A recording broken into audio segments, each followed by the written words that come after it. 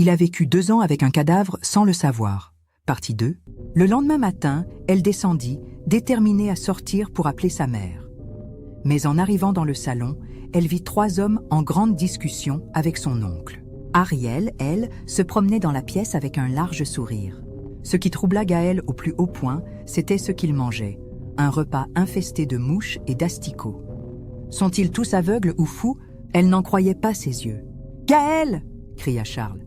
« Viens nous rejoindre !» Au même instant, Ariel la toucha légèrement. « Ça va ?»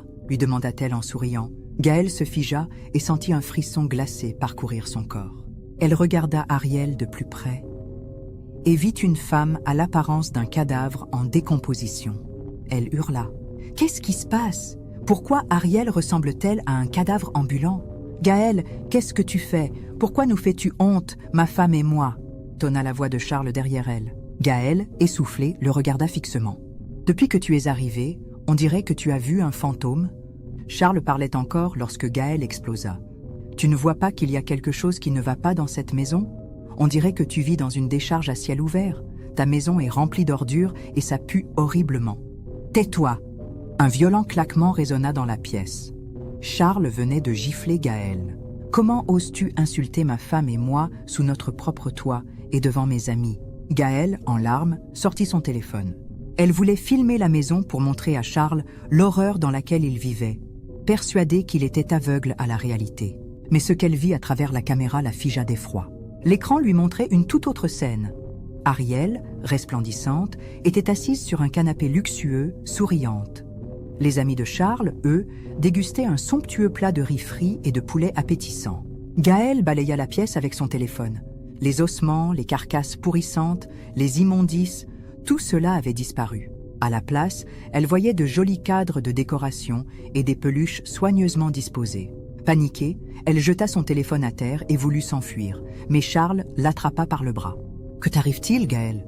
Tu es sûr que tu vas bien ?»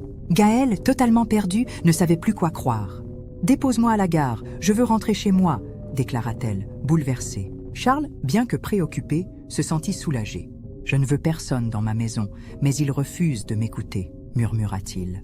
Quand Gaël arriva chez elle, elle s'effondra en larmes sur le canapé. Sa mère, la sœur cadette de Charles, accourut, inquiète. « Pourquoi pleures-tu?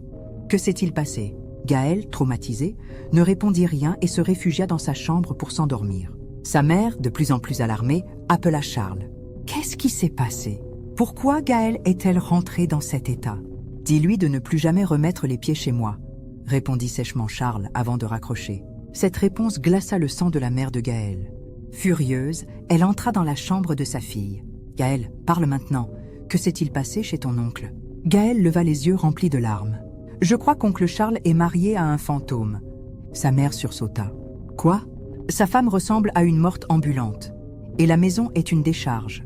Mais ce qui me perturbe, c'est que dans la caméra de mon téléphone, tout paraissait normal. » Sous le choc, sa mère alerta immédiatement le reste de la famille. Un appel de groupe fut organisé avec leurs parents et les autres frères et sœurs de Charles. Une décision fut prise. Ils allèrent rendre une visite surprise à Charles. La mère de Charles, encore en pleine forme malgré son âge, insista pour se joindre à eux. Accompagnée de ses 2 autres enfants, tous mariés, elle se rendit à l'adresse indiquée par Gaël. Après un long trajet en voiture, ils arrivèrent enfin. Épuisée par le voyage et sujette à des spasmes musculaires, la mère de Charles préféra s'asseoir dehors, le temps de se reposer. « Allez-y, je vous rejoins », leur dit-elle. Ses enfants pénétrèrent dans la maison. Charles, d'abord contrarié par leur arrivée inattendue, finit par les accueillir chaleureusement. Ils furent alors accueillis par Ariel. Frédéric, le frère cadet de Charles, ne put s'empêcher de la complimenter. « Waouh, belle-sœur, tu es magnifique !» plaisanta-t-il. Tous se mirent à taquiner Charles et à le féliciter d'être avec une si belle femme. Ariel, souriante, leur servit à boire. Ils étaient en train de déguster leur boisson lorsqu'ils entendirent un cri derrière eux. La mère de Charles venait d'entrer. « Que se passe-t-il ici ?» hurla-t-elle, horrifiée. Charles s'avança vers elle, un sourire crispé sur le visage. « Maman, vous auriez pu me prévenir de votre visite. » Il tenta de l'enlacer, mais elle le repoussa violemment. « Pourquoi ta maison est-elle aussi sale? Pourquoi ressemble-t-elle à une décharge ?» Elle se tourna vers Frédéric et Kim. « Et vous? Pourquoi buvez-vous cette eau immonde ?» Ils la regardèrent, perplexes. Elle suffoqua. C'est alors qu'Ariel entra dans la pièce en souriant. « Bienvenue, maman », dit-elle d'une voix mielleuse. Mais la vieille femme hurla de plus belle. Elle ne voyait pas une belle femme. Elle voyait un cadavre en décomposition marcher vers elle. « Frédéric, Kim, êtes-vous aveugle à ce que je vois ici ?» demanda leur mère, la voix tremblante. Ses jambes se dérobèrent sous elle et elle s'effondra lentement vers le sol. Charles et son frère accoururent pour la rattraper avant qu'elle ne s'écroule. « Maman, ça va ?» s'exclamèrent-ils tous en chœur.